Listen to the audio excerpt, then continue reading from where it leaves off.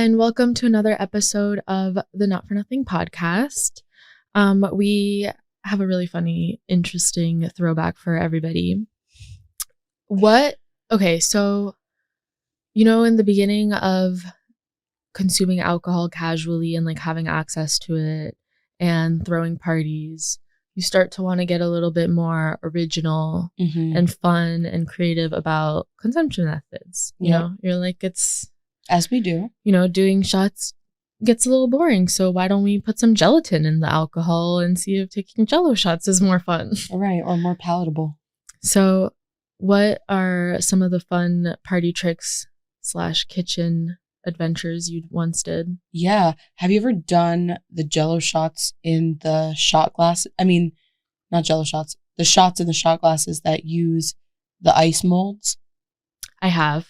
That's the best. Yeah. I'm that is actually pretty cool. Right? But I feel like that's more mature. Right?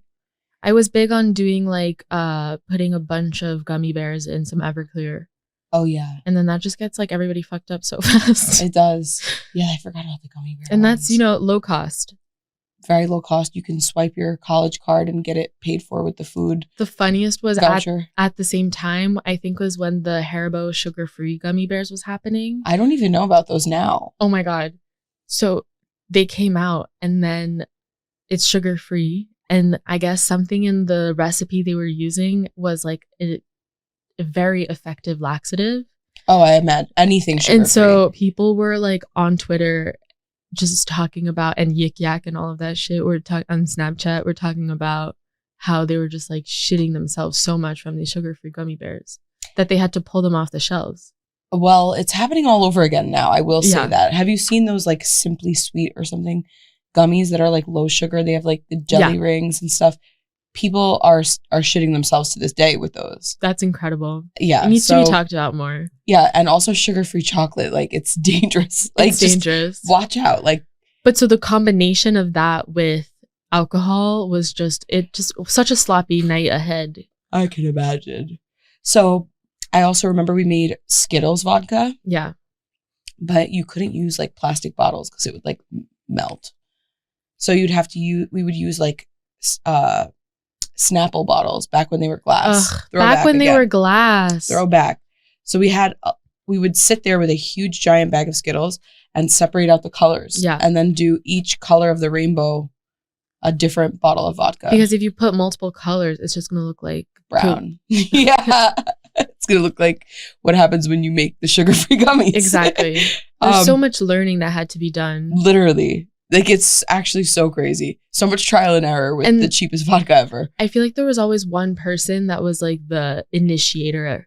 Like, yeah, they had the idea. I always had this one friend in college, and she was like always the like, hey, we should do Jello shots. Right. Always that person. My friend Ray, he would always like, he'd be like, have you heard about Skittles vodka? And we were like, no. Like, thinking this is something you could purchase. And he's like, we're going to the Target and we're going to make it.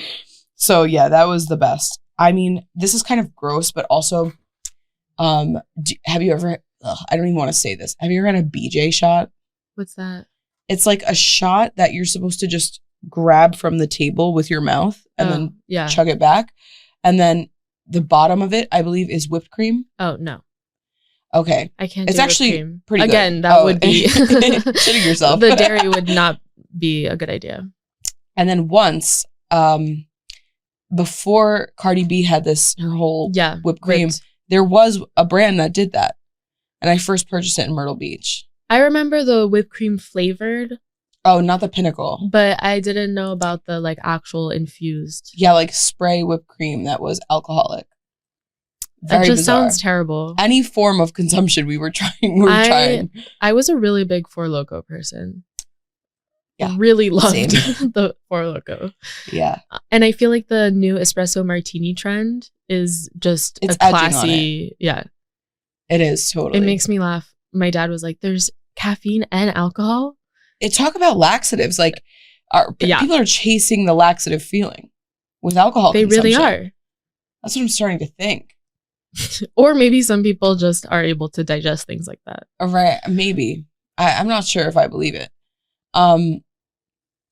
So there's one last thing. So Yeah. I went to Myrtle Beach on this trip with my friends. You got the whipped cream. I got the whipped cream. It was like a week of drinking anyway. So it was like really fun, but also really crazy. So we're on the boardwalk in Myrtle Beach and they're offering Jell-O shots in a unique format.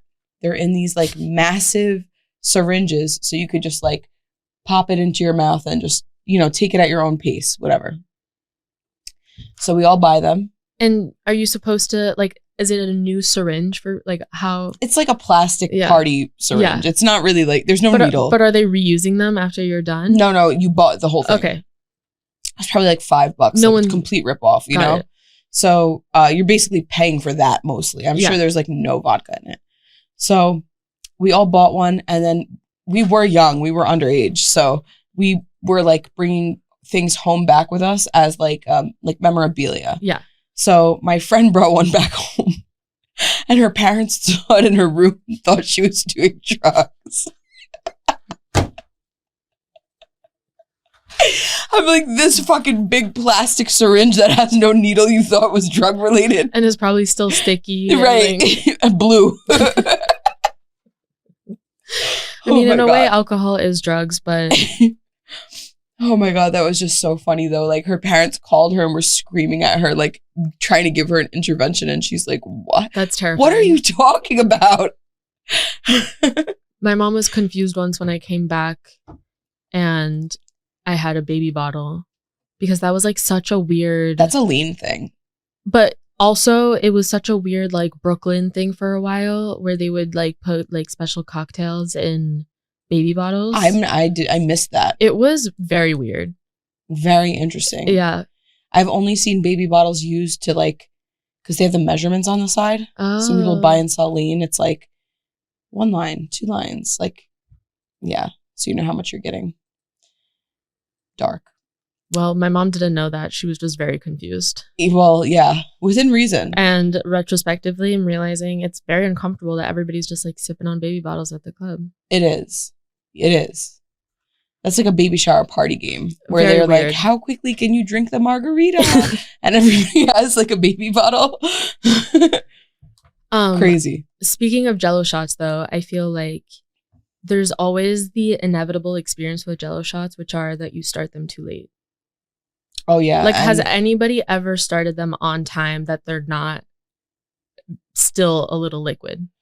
Exactly. Like you actually have to prep for a party. Probably like 2-3 days ahead of time. That's what I was going to say. Like they really have to set. But you always start them maybe at like 4 p.m. Right. For the party that might be like 9-10 and you're like, it'll be fine. Right. Don't worry. I'll put them in the freezer. In the freezer. It's just not. Right.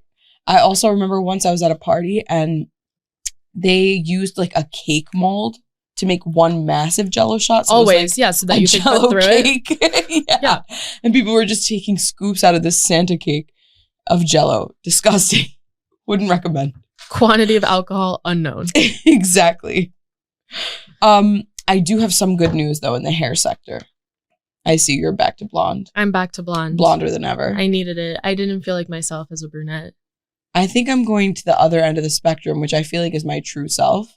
Black? And not just black, blue black. Oh, yes. And I feel like the whole world is going to follow suit soon. Yeah. And I do think some of it is edging on, I think the peak of the mob wives trend has fallen. But I do think that there will be mob wives influence throughout the rest of the year. And I think blue black hair is going to make a return. I think it's the combo of return of mob wife and emo. I agree. It's a fine line that you constantly are on. Yep. The punk vibe is coming back. That's very true. It's a punk. Have you done blue black before? Oh, it was the only color I've worn. Like for most, until very recently. And now I only do my roots, my natural color, which is like also very black, very dark brown. What is the process? Do you have to like lift before going? Oh, no. Because it's so dark. It's like a shade of black that just, the blue only looks blue in the light. You know? I see. But it's like a midnight black. I think you need to do it. Oh, I will. You don't have to tell me twice. Do you do your eyebrows too? No. I've never dyed my eyebrows. You? I haven't, but my mom does. Yeah? Because she's really blonde, so they're like white. My eyebrows are pretty light on their own, though. They're kind of ashy colored. I must say, I respect people who want to do this. I really dislike the bleached eyebrow trend. It's not for me. Just my forehead's big enough. Yeah. I don't need to make it look even larger. Like, and also the growth just seems weird. Like, yeah, it's a lot of upkeep. Nope, not for me. But respect. Hopefully that trend dies down. Yeah, but blue black is coming back, and I'm here for it. And I think along with blue black, another thing that's going to start trending, because I just haven't seen it in a while, is zigzag parts. I think zigzag parts, and I've seen a lot of the side bang. Yeah. Oh, I'm excited about that. I've seen a lot of side bang situation. I think I'm permanently done with straight across bangs. This past time that I did it, which was I think like a year and a half ago, I think that was my final round in life. I've never gotten bangs. Be thankful. I don't think I could handle it. You have a normal sized forehead, so you don't need it. But I feel like I would just break out. Yes. All of the above. They're impossible to manage with weather. Yeah. With humidity, like impossible to manage unless you have pin straight hair. I really do want to try like clip on bangs. I have some. I just want to see. I would lend you mine, but they're black. But I've spent many a time like searching. The funny thing is that I have them, but I've never worn them out because like I'm not going to do that. Why not? Just doesn't feel right. I feel like they have to be in the perfect position. Yeah.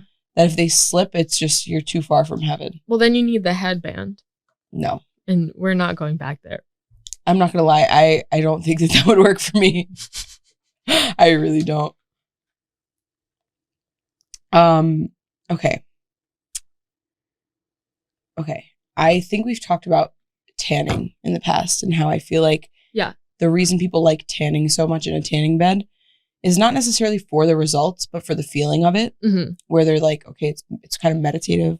It's warm, right? I don't know. I've never done it. They put a fan actually, so it's like neutral, like you're not sweating and you're not cold. But it kind of feels like you're in the sun. Feels like you're in the sun though. It's the sensation of it.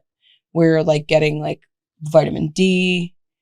Kim Kardashian recently defended her use of a tanning bed. I saw that. I have never done it, and I really want to, just for the feeling of like not like a not warm sauna. Yes. And I won't lie, I don't think Kim K is wrong. What did she say? She said that it helps her psoriasis.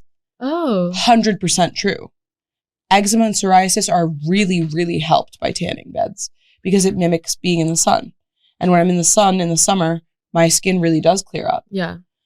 But she has one in her office. Anyway, I would say my version of this, like the healthier version that's more accepted now, is a red light therapy mask. I've seen you use it, yeah.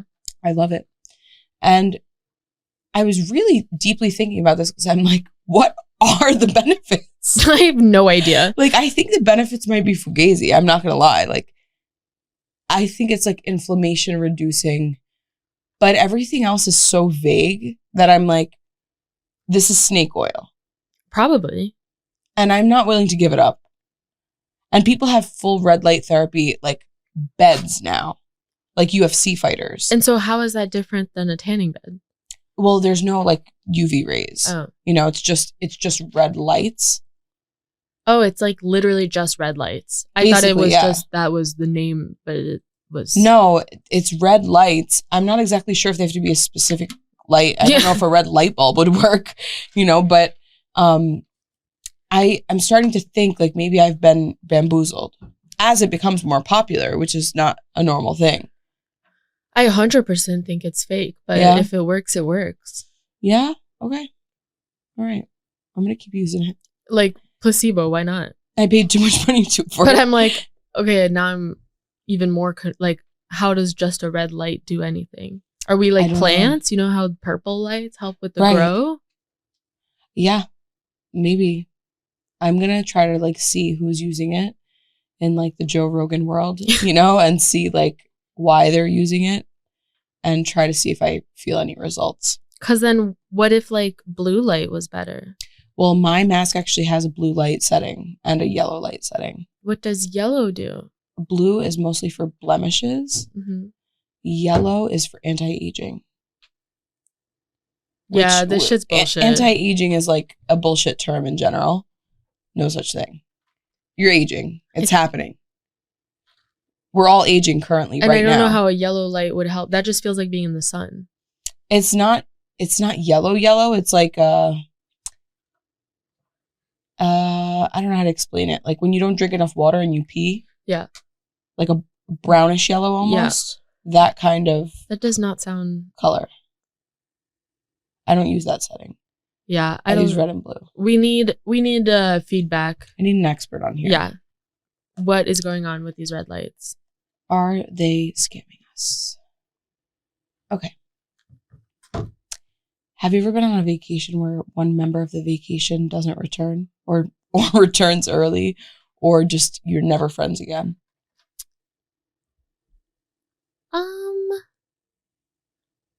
Yeah, nobody like leaving early, but just not really tight after. Like a vacation that changed it all.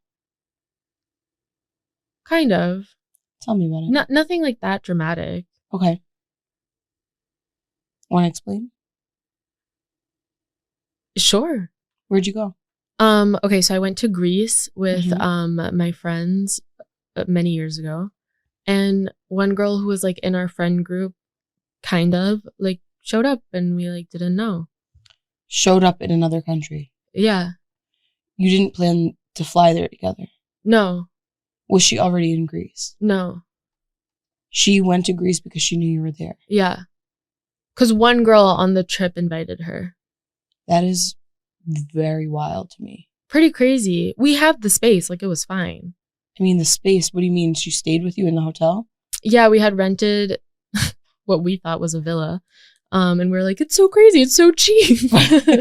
And it was just like a one big room with like 8 like single beds, like a dormitory. Oh, it was a studio apartment. And then a kitchenette. Yeah. Okay. But we were like, fuck it, whatever. It doesn't matter. Right. You're like, well, we have 4 other beds if you want to come. Exactly. So we randomly like had a lot of beds. Oh my God. But yeah, I have never spoken to her since. And randomly like saw her in LA.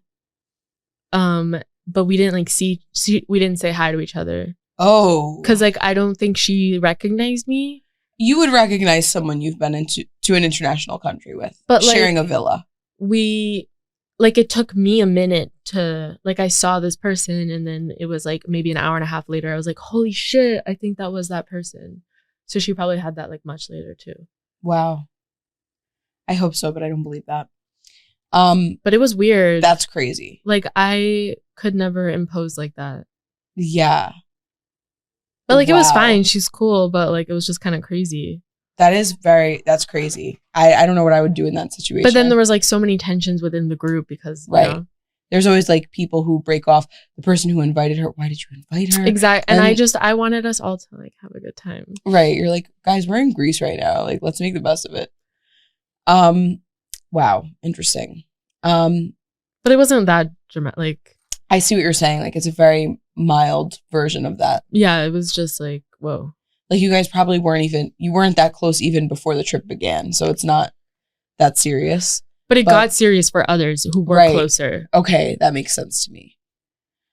My trip was a girl's trip to Miami, which I feel like is the trip that this happens on. Yeah. Always. Like, I don't know why when a group of girls goes to Miami, one of them at least is not friends with the rest for eternity. So we somehow were going to do a timeshare. We were staying in someone's family member's timeshare in Orlando for a few days. And the goal was stay in Orlando a few days, drive down to Miami, stay in an Airbnb that we booked for a few days, go home. It was spring break. So, always. Yeah. So, and it's all my sorority sisters, by the way. So we were all pretty close as this trip begun. We are driving in a minivan. The minivan was someone's uncle's minivan. It had just been inspected, allegedly. And we take this trip, and as they start driving, we broke down in South Carolina. Broke down. All right, the answer is simple. Call a tow truck. Yeah, how many people are you in this vehicle? Probably like 7. Okay. 6 or 7. That would be the easy answer, right? But it was Easter. So no one was around. There was literally no mechanics or anyone. And we were in the middle of South Carolina, in the boonies. So I ended up calling AAA, even though we didn't have AAA. But I was like faking like the member on a AAA account was with us, just to get literally anyone in humanity to stop and bring a tow truck to us and give us advice. So they did that. They wouldn't take us, but they gave us advice. We got in touch with a place that was open for like the next hour. They took the truck, and we ended up having to call my friend's parents, who lived in Florida. This is the timeshare family. This is crazy. Where it all starts going downhill. Right. Well, one of my friends, while we're on the side of the road for many hours, waiting for this tow truck situation to be handled, her boyfriend at the time and his father were on a father-son road trip to Florida from New York, a few miles behind us on the I-95. Wow. She left with them and was like, I'll link up with you guys tomorrow or the next day in Florida. She was like survival of the fittest. Right. And we were like, fuck you. She wasn't there for a group time. Yep. She was there for her own time. Yeah, exactly. And like chose to get herself out of a situation that kept us stranded. And also imposed on her boyfriend's father-son vacation. Yeah. Quite hard, if you ask me. So we had to go to a Denny's, which was the only place that was open in the area. And we sat at this Denny's, I'm not even kidding with you, from maybe like 7 p.m. to like 3 in the morning, waiting for my friend's family to drive up from Florida to pick us up to South Carolina. So they get to us. This is like also pre-Uber. Oh, bro, we also had no money. Yeah. Like this was like the tough college days where you're like, where us just getting to Florida was you're like the expense. You're planning just for it going well. Now we plan a little bit more ahead where we're like, what if it doesn't go well? This could be but here there's like, nothing's ever going to happen. And you're there for the adventure of it all, you know? So we're like, okay, fuck. Like, what are we going to do? They pick us up in a white van, cargo van. Love it. There's 2 seats in it, the front. Yep. And that was the mom and the dad. So we're in the back, like literally being trafficked from South Carolina to Florida. Like we're going over state lines, multiple state lines. A bumpy, airy ride. Incredibly true. So good for the hair. Yeah, the hair. We couldn't see. I thought I was blind. By the time the doors opened in Florida, I was like, there is sun. Like it's crazy. Like we couldn't even see sunlight. Like there's no windows, you know? So we had this like really scary drive where we're being trafficked for multiple hours. Were you seshing in the back? I don't know. I think at this point we needed to sleep so badly. We were like, there were blankets down. Oh my God. And we were like laying down like, and there were a bunch of us, you know? So we're like laying down literally like Tetris, like trying to sleep on this bumpy, horrible ride. And I mean, I'm thankful that they came to get us because what the fuck would we have done? But how far of a drive is this? Definitely a few hours, like min 5. Jesus. So we get to our destination in Orlando and we're like, thank God we get to the timeshare. It's beautiful. And we're hanging out for like, I think the next 2 days. And we're texting our friend and she wanted to meet up with us. Yeah, she's like, oh, what's up? Like, right. Are you guys around? We just survived this apocalypse. And she's like, she's feeling a type of way. And is just arguing with us, won't show up. I'm like, I'm not begging you to show up. You don't have to come.